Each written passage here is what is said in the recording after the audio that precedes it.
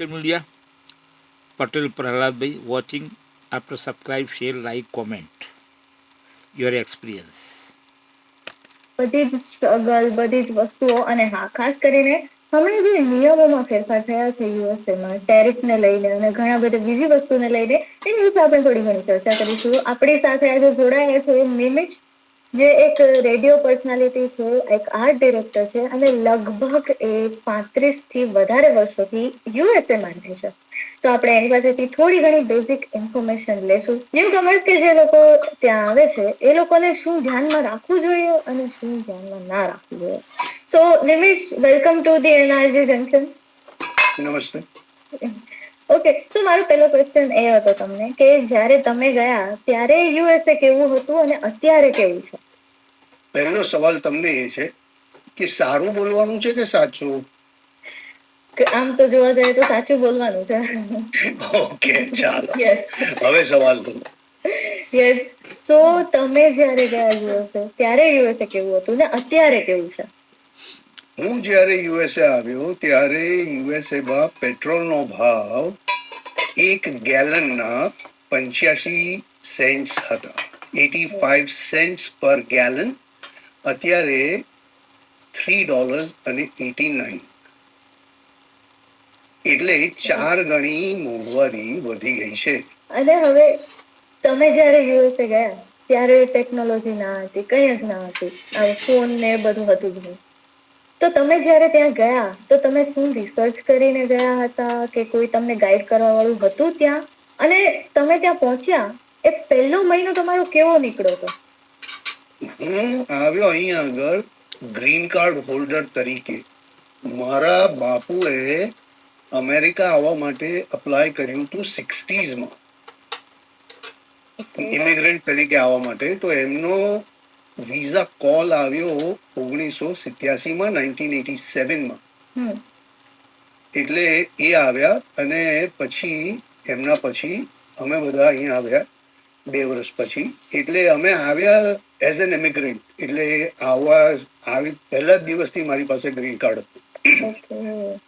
અને આવ્યા પછીનો પહેલો મહિનો મને બહુ મજા એટલા માટે આવી, હું 17 કે 19 નવેમ્બરે ડિટ્રોઇટ પહોંચ્યો અને હું સ્ટાઇલમાં એકદમ બરાબર જીન્સ, ટી શર્ટ અને બ્લેઝર પહેરીને આવ્યો અને એરપોર્ટ પરથી બહાર આવ્યો તો 8 ઇંચનો સ્નો હતો. અને મારી માને ખબર હતી કે મારો દીકરો તો આવી રીતે જ આવશે. એટલે મસ્ત ધાબળા જેવો જેકેટ લઈને આવ્યા હતા, એ મને પહેરાવી દીધું અને પહોંચાડી દીધો ઘરે. એટલે અને હું કાશ્મીર ગયેલો છું એટલે મેં સ્નો જોયેલો હતો. પણ જો તમે ગુજરાતના માણસ હો અને જો કાશ્મીર ના ગયા હોય ને પછી આ પહેલા દિવસે નહીં, પહેલી મિનિટે જેવા એરપોર્ટમાંથી બહાર નીકળો એટલે બધું જ સફેદ દેખાય તો થોડી ગભરામણ તો થાય ને. ટ્રુ. ઓકે, હવે તમે કહો છો કે ઇન્ડિયાથી તમે ત્યાં ગયા, આટલો સ્નો જોયો તમે, તો વેધર એકદમ જ ચેન્જ થઈ ગયું, કેમ કે અહીંયા એટલી ઠંડી નહીં પડે, ત્યાં બહુ જ ઠંડી પડે. તો એના લીધે હેલ્થમાં કઈ ઇસ્યુ આવે? હેલ્થમાં ના ઇસ્યુ, કારણ કે છે ને મોસ્ટલી દરેક જગ્યાઓ, બસથી માંડીને, ઘરથી માંડીને, દુકાનોથી માંડીને બધું જ, ગાડી એ બધી જ કન્ડિશન્ડ છે. એટલે જ્યારે ઠંડી હોય તો ગરમી રહે અને ગરમી હોય તો ઠંડી રહે. એટલે માત્ર જ્યારે તમે when you are in the environment, તમે જ્યારે બહાર ઊભા હો તો ઠંડી લાગે, બાકી ઘરમાંથી ગાડીમાં બેસવા લાગે નહીં. અને ગાડીમાંથી બીજી જગ્યાએ જાઓ ને બીજી જગ્યાએથી ઉતરી અને અંદર ઘૂસો ત્યાં સુધી, એટલે એ તમારી 30 સેકન્ડ બહાર તમે રહો, બાકી વેધરની એટલી ઇફેક્ટ પડે નહીં. હા, પણ જો તમારે અડધો કલાક બસની રાહ જોવાની હોય બહાર ઉભા રહીને તો પછી તમારી હાલત થાય. બીજો એક ક્વેશ્ચન મારો એ હતો કે ત્યાં યુએસએ ના લોકોમાં કે કલ્ચરમાં એવી કઈ એક હેબિટ છે, એવી કઈ એક સિસ્ટમ છે કે તમને એવું લાગે છે કે જે ઇન્ડિયામાં પણ હોવી જોઈએ? YouTube Premium is એવી, હા, સાચું બોલવાનું અને સાચું ને સારું કરવાનું એ બહુ અત્યંત અઘરું મને પહેલા લાગ્યું. કારણ કે કોઈ પણ માણસ પાસે જઈને તમે ઊભા રહી જાઓ, એમને સાથે તમે વાત કરો, તો તમને એ બીક ના લાગે કે આ મને લલ્લુ બનાવી જશે. હા.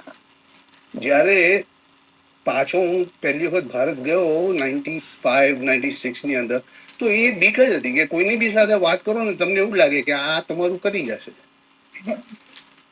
એટલે idea is because they are so honest. Honesty is a very important thing that I learned coming to America. એટલા જ માટે અહીંયા આગળના રિસર્ચ અને સ્ટેટિસ્ટિક્સ વધારે સાચા અને સારા હોય છે. એટલે અહીંયા આગળ તમે કોઈને પૂછો ને કે ભાઈ તમે કોઈ દિવસ ચોરી કરી છે, તો એને જો કરી હોય ને તો હા પાડી દે. તમે કોઈને એવું પૂછો કે ભાઈ તમે લગ્ન પહેલા કોઈ લફડા કર્યા છે, તો એ કહી દે કે હા કર્યા છે. જ્યારે ઇન્ડિયામાં અમુક વસ્તુ કોઈ માનવા તૈયાર જ ન થાય. So that's why more the statistics in America, I would trust more than anywhere else. અને હવે આપણે થોડા ન્યૂ કમર્સ જે આવે છે અત્યારે યુએસએ એના તરફ આવીએ. એ લોકો જો આવે છે અમેરિકા, બરોબર, તો ત્યાં કોઈ ગુજરાતી સમાજ કે એવી કોઈ બીજી કોઈ કમ્યુનિટી છે કે જેની સાથે એ લોકો ઇન્ટિગ્રેટ કરી શકે? એટલી બધી છે, અને એનું કારણ અંગ્રેજો છે, બ્રિટિશ. કારણ કે એવા તોડીને ગયા છે ને આપણને કે અહીં આગળ અત્યારે માત્ર એક એસોસિએશન નથી. એટલે આપણે બંને સાથે જો એક એસોસિએશન તૈયાર કર્યું હોય, પછી આપણા બે વચ્ચે મનભેદ થાય ને, એટલે હું મારું પોતાનું કરું, એ પોતાનું કરે, એટલે ભાગ્યા. એટલે અત્યારે ગુજરાતના તમે મારા એરિયામાં જુઓ તો કમસે કમ 7 થી 10 એવા અલગ અલગ હશે.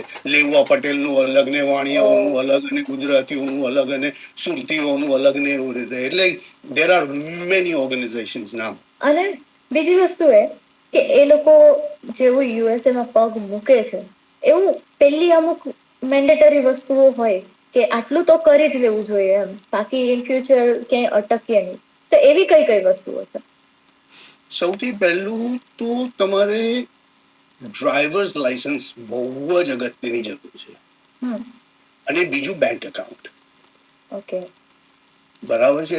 એ બે વસ્તુ, કારણ કે પબ્લિક ટ્રાન્સપોર્ટેશન અમેરિકામાં બહુ જ વાહિયાત છે, બહુ જ ખરાબ છે. ઓકે. અને કારણ કે છે ને, it's a very selfish kind of a society. દરેક જણ, એટલે અમારા જ એરિયામાંથી 5 જણા એક જ એરિયામાં નોકરી કરવા જતા હોય તો 5 જણા પોતાની જ ગાડીમાં જશે, એટલા માટે કે ભાઈ પેલો 7 ને 10 નીકળે છે, પણ મારે તો 7:15 નીકળવું છે, તો 5 મિનિટની બી કોઈના માટે રાહ જોવું એના કરતા હું મારી જાતે જતો રહું. રાઈટ. એટલે એ જાતની જે સિસ્ટમ છે, અને કારણ કે પબ્લિક ટ્રાન્સપોર્ટેશન ખરાબ છે, એટલે અને એટલું વિશાળ છે કે તમારે કદાચ અમુક જગ્યાઓમાં માત્ર દૂધ લેવા જવું હોય કે બ્રેડ લેવા જવું હોય તોય 2-3 માઇલ ગાડી ચલાવીને જવું પડે. એટલે car is a very important, vehicle is a very important thing. એટલે ડ્રાઈવર્સ લાયસન્સ અને બેંક એકાઉન્ટ. ઇન્ડિયન સ્ટુડન્ટ્સ આવે છે ત્યાં સ્ટડી કરવા માટે, તો એ લોકોને ઘર ભાડે લેવું હોય કે પછી શેરિંગમાં લેવું હોય, તો એ લોકોને શું કરવું જોઈએ? કોઈ એજન્સી હોય ત્યાં કે કઈ રીતનું છે? એ બહુ સરસ છે. કોલેજમાં તમે જે જાઓ તો કોલેજના રિસોર્સિસમાં એક મોટું બોર્ડ હોય, બોર્ડ ઉપર બધું લગાડેલું હોય, એમાં કે ભાઈ અમે રૂમમેટ શોધી રહ્યા છે, કે અમે આ કરી રહ્યા છે, કે તે કરીએ. ત્યાં જવાનું, વાંચવાનું, 4 જણને ફોન કરવાનું, અને પછી જગ્યા જોવા જવાનું.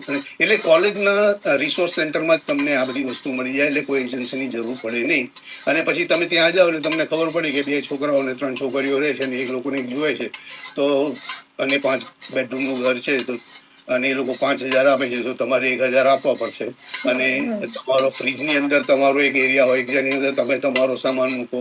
તમારો પછી બધા ભેગા થઈને નક્કી કરે કે ભાઈ હું 8 વાગે ખાવાનું બનાવીશ, તમે 10 વાગે ખાવાનું બનાવજો. તો જે અથવા અમે જયારે કોલેજમાં હતા ત્યારે અમે 6 જણા સાથે રહેતા હતા, તો એવું હતું કે સોમવારે મારે જમવાનું બનાવવાનું, મંગળવારે અમિતે બનાવવાનું, પછી આશીષે.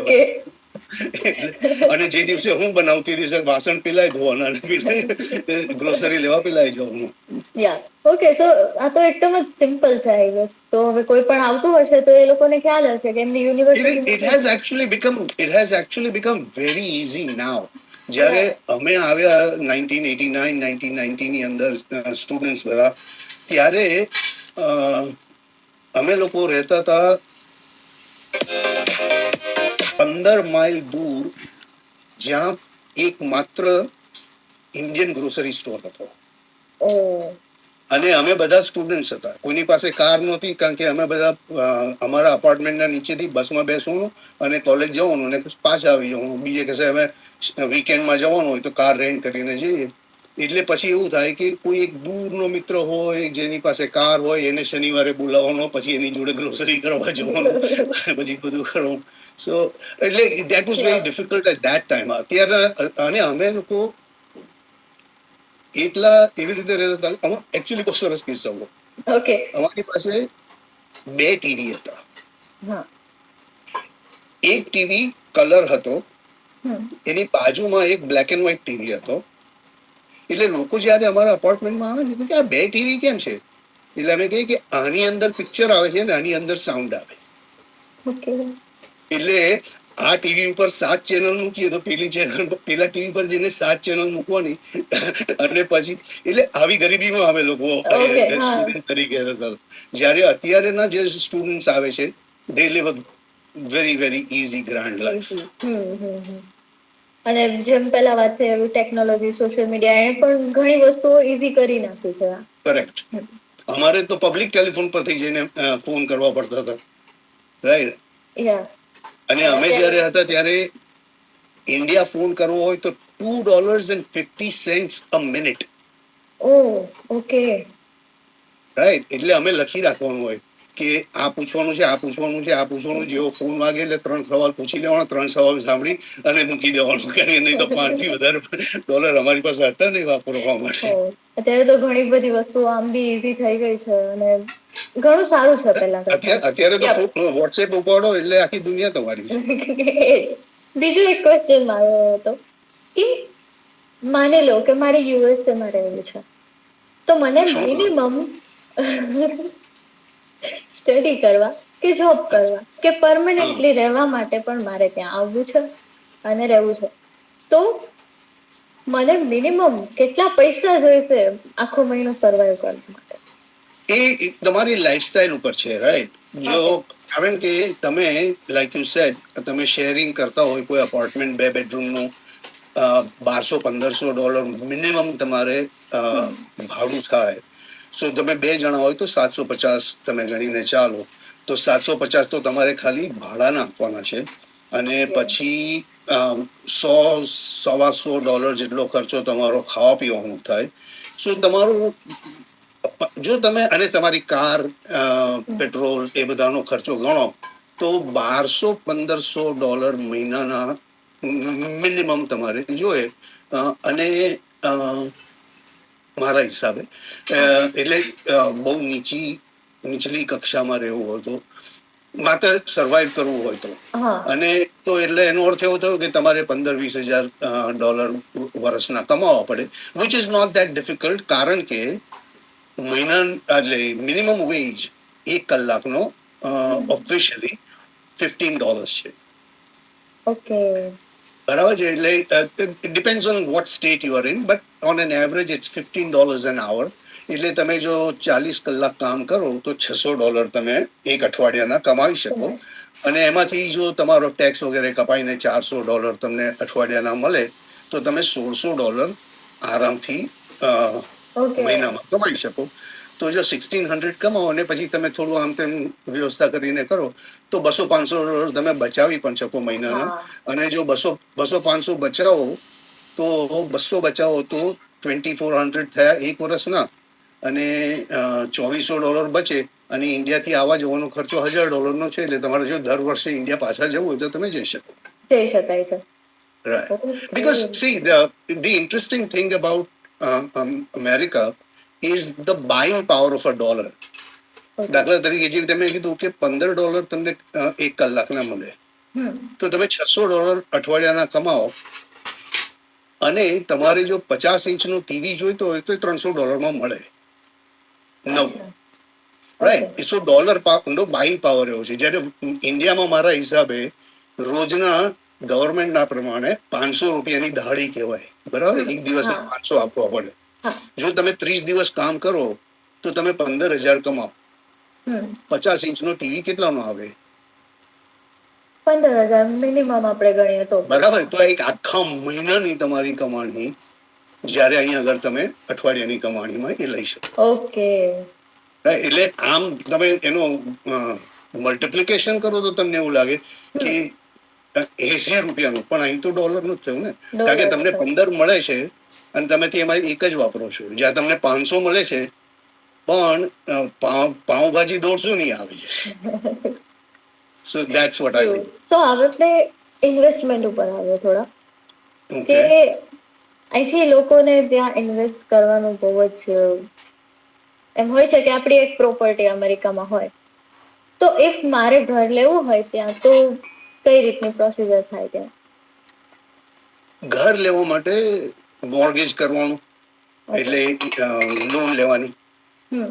બરાબર છે. હવે લોન ની અત્યારે મને લાગે છે, ત્યાં મને યાદ નથી અને મેં રિસર્ચ કર્યો નથી, પણ કદાચ 5% ઇન્ટરેસ્ટ છે. ઓકે. એટલે જો તમે $1,00,000 નું ઘર લેવાનું હોય હમ. અને તમે $20,000 તમારા મૂકો તો 80,000 ની તમે લોન લો, તેના પર 5% ઇન્ટરેસ્ટ ભરી અને 15 કે 20 વર્ષની લોન લઈને ઘર લેવાનું. ઓકે. એટલે જો તમે કમસે કમ 5 થી 20% પૈસા મૂકો તો ત્યાં સુધી વાંધો ના આવે. પણ 5% મૂકો તો તમારે થોડા ખર્ચા વધી જાય, ઇન ધ સેન્સ કે તમારો ઇન્ટરેસ્ટ રેટ થોડો વધે ને ફીઝ ને આ તે. તમે 20% ભરતા હોય તો ઓછું થાય. અને બિઝનેસ સ્ટાર્ટ કરવો હોય તો? બિઝનેસ સ્ટાર્ટ કરવાનો. એટલે એની પ્રોસિજર શું હશે આગળ? પણ એટલે એ વસ્તુ એ જ છે, રાઈટ, કે સેમ જે રીતે ઘર લેવાનું છે તેવી જ રીતે તમે કોઈ એક્ઝિસ્ટિંગ બિઝનેસ લેવાનો હોય તો તમે એના વિશે તપાસ કરો કે ભાઈ આ બિઝનેસમાં કેટલો ખર્ચો છે ને કેટલું એનું રિટર્ન આવે છે ને એમાં આપણને કેટલો ફાયદો થશે, તો આપણે જેટલા પૈસા નાખ્યા છે એ કેટલા વર્ષમાં પાછા આવશે.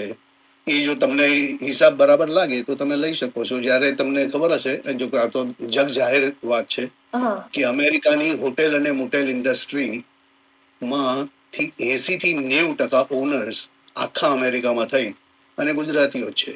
ગુજરાતીઓ છે. હા. હજુ એક કે નવા નિયમોમાં જે ફેરફાર થયા છે એનાથી જે એકચ્યુઅલી જેમ કે તમે છો, તમારી પાસે અમેરિકન પાસપોર્ટ છે જ, તો તમને કોઈ અસર પડી એનાથી? ના. નહીં. હવે કોઈ સ્ટુડન્ટ આવે છે અત્યારે ભણવા માટે કે જોબ માટે કોઈ H1B વિઝા પર કે આવે છે, તો એ લોકોને અસર પડશે ખરા? બહુ જ. ઓકે. અને એનું કારણ એ છે કે H1B એ બહુ ઇન્ટરેસ્ટિંગ વસ્તુ છે. અમેરિકન કંપનીએ જો વિદેશી વર્કર્સને હાયર કરવા હોય તો એ લોકો અહીંયા પ્રૂવ કરવું પડે કે અમને કોઈ અમેરિકામાં આવો માણસ મળતો નથી જે આ કામ કરી શકે, અને એના માટે અમે ઇંગ્લેન્ડથી કે અમેરિકા, ઇન્ડિયાથી કે શ્રીલંકાથી કે બાંગ્લાદેશથી માણસ બોલાવીએ છીએ. તો પછી અત્યારે હવે મિત્ર મારા ટ્રમ્પ સાહેબે એવું નક્કી કર્યું છે કે જો તમારે એવું કરવું હોય તો તમારે 10,000 કે $100,000 $1,00,000 તમારે ભરવા પડશે. એટલે કંપનીને જો ઇન્ડિયાના કોઈ માણસને રાખવો હોય એને 50,000 નો પગાર આપવાનો પ્લસ $1,00,000 અથવા $1,00,000 ગવર્મેન્ટને આપવાનો. તો એના કરતા તો પછી થોડા વધારે પૈસા આપીને અમેરિકામાંથી જ શોધી લે ને માણસ. શું એના કારણે એ તકલીફ પડવાની. ઓકે. અને હવે એવી રીતે આવ્યા હોય H1B વિઝા પર અને ત્યાં જ રહે છે વર્ષોથી કોઈ પણ વ્યક્તિ, એને લગ્ન કરવા હોય ઇન્ડિયન છોકરી સાથે કે છોકરા સાથે, તો કઈ પ્રોબ્લેમ આવે ખરા? ના, મારા ઘણા બધા મિત્રોએ એવું, કારણ કે હું આવ્યો હતો ગ્રીન કાર્ડ ઉપર, પણ અમે જે બધા એક બિલ્ડિંગમાં સાથે રહેતા હતા તો એ બધા જ મોસ્ટલી વડોદરાના જ હતા. મારા છે હતા, શું કામ ભાઈ? તો એ બધા વડોદરાના હતા, હજુ છે, પણ તો એ બધા સ્ટુડન્ટ તરીકે આવેલા. H1 પછી એ લોકોએ અહીંયા આગળ નોકરીઓ શોધી અને પછી ગ્રીન કાર્ડ વગેરે થયું. પણ એ લોકો પાછા ઇન્ડિયા ગયા, એમને છોકરી શોધી, લગ્ન કર્યા, પછી પાછા આવ્યા, અને પાછા આવ્યા પછી એમણે ફાઇલ કર્યું કે ભાઈ મારું લગ્ન થયું છે ને મારી પત્ની ઇન્ડિયામાં છે. તો પછી એના જે પ્રોસિજર એ જમાનામાં કદાચ 6-8 મહિનાથી એક વર્ષ લાગતું જ. એટલે પછી એ લોકો અહીંયા આવી જાય. પણ એ લોકો આવ્યા પછી કામ નહોતા કરી શકતા કે એવી કોઈ જાતના કઈ કાયદા હતા કે આવ્યા H1 વાળાના પત્ની આવ્યા હોય તો એ માત્ર એમના હસબન્ડને સપોર્ટ માટે અથવા ફેમિલી લાઈફ માટે આવ્યા છે, એટલે એમનાથી કામ ના કરાય એવા કાયદા હતા, એવું મને યાદ છે, પણ કદાચ ખોટું હોય છે. હવે એવા લોકો અહીંથી આવે છે કે જેને ત્યાં ભણવું છે, જોબ કરવી છે કે કાયમ રહેવું છે, તો એના માટેના પ્રોઝ અને કોન્સ કે એ લોકો ત્યાં જઈને શું કરવું જોઈએ, શું ના કરવું જોઈએ, ત્યાંના શું એવા નિયમો છે કે જે પ્રોઝ તો ઘણા બધા છે, પ્રોઝ તો ઘણા બધા છે. કોન્સમાં એક જ વસ્તુ છે કે જે કમ્યુનિટીની યુનિટી, એટલે માત્ર હું મારો પોતાનો જ કિસ્સો કહું. સપોઝ કે હું 15-16 વર્ષનો હોય અને હું સિગરેટ પીવું અને કોઈએ જોયું હોય, એટલે જઈને મારા બાપાને કહે કે તમારા દીકરાને મેં સિગરેટ પીતો જોયેલો, રાઈટ? એ અહીં નથી થતું. એટલે ત્યાં તમે બુધવારે બપોરે કોઈને ફોન કરી શું કરે સાંજે, ચાલ ને ભેગા થઈને બેસીએ, તો મળી જાય. અહીં આગળ તમે બુધવારે ફોન કરો કે ગાંડો થઈ ગયો, કામ નથી કરવાનું, કાલે સવારે શનિવારે કરશું. એટલે આ તકલીફ છે. So the con is there is no એની છે. ઘણા બધા ફેમિલીઝ ગુજરાતી એસ્પેશિયલી એટલા રહે છે અહીં આગળ કે એ લોકોની એ સોશિયલ સિસ્ટમ છે. પણ અમારા જેવા જે છે, હું ને મારી પત્ની 2 જણા, આગળ ઉલાર નહીં, પાછળ ધરાર નહીં, મારી બેન અહીંથી 40 માઇલ દૂર રહી છે, એટલે અમારે બધું એકબીજાને સાથે રહેવાનું. અને એટલે હું સપોઝ ઘરમાં પડી ગયો અને મારી પત્ની હોય નહીં, તે ના આવે ત્યાં સુધી મારું કશું થાય નહીં. So that is the only con. The other thing is the pros are very much. કારણ કે અહીં તમારે શાંતિની જિંદગી છે. અત્યારે હું બેઠો છું, એ સોય પડે ને તોય અવાજ સંભળાય, રાઈટ? અને ચોખ્ખાઈ છે, કાયદાનું પાલન છે, અને ટ્રાફિક 7 માઇલનો થઈ ગયો હોય તોય તમને હોર્ન સાંભળવા ના મળે. કેમ? કારણ કે બધાને ખબર છે કે બધા ફસાયેલા છે ને ભાઈ. સો એટલે એ ઘણી જિંદગી ઘણી શાંતિની છે, એટલે તમે લાંબી જીવી શકો.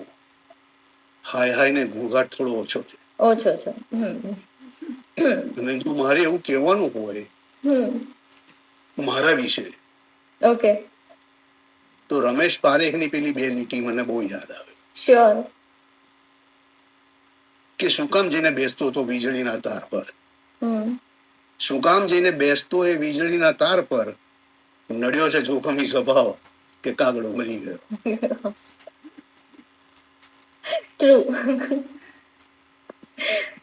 Thank you so much Nimish, અમારી સાથે આજે જોડાવા માટે.